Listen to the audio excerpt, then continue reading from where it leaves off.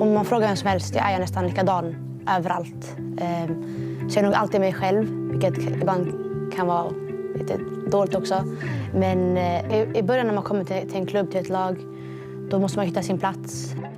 Så här 8 månader in, vem är du i landslaget just nu? Jag skulle säga att jag ändå bör hitta min plats nu.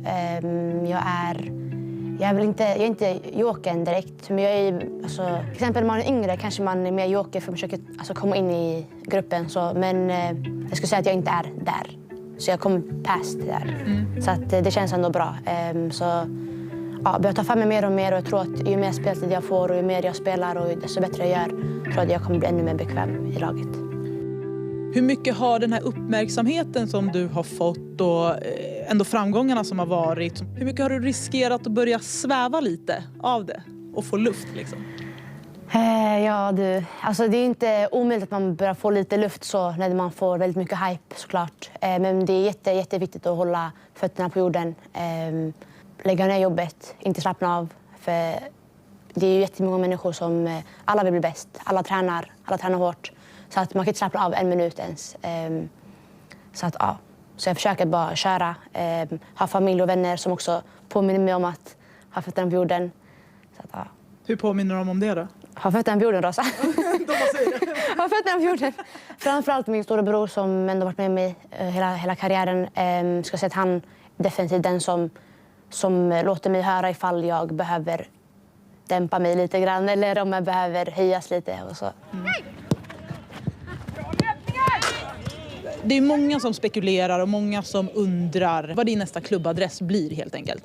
Jag skulle nog säga att det framförallt är en Champions League som öppnade upp lite grann. Tror öppnade upp internationellt mer. Men jag försöker att bara tänka här och nu. Försöker inte tänka för långt i framtiden.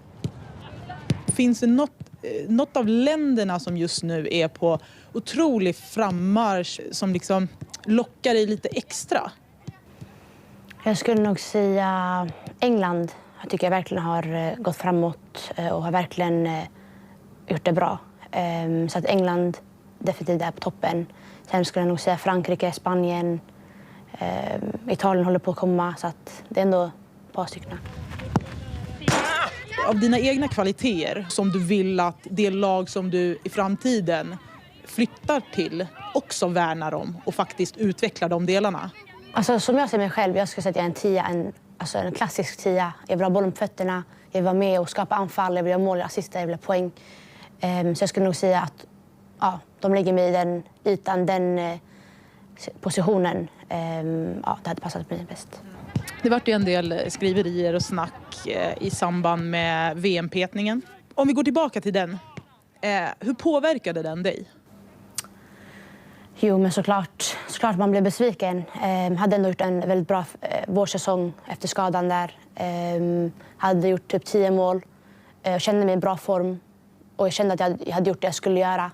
Så det är klart, det blir en besvikelse. Liksom. Man tänker, okej, vad ska jag göra mer? Liksom.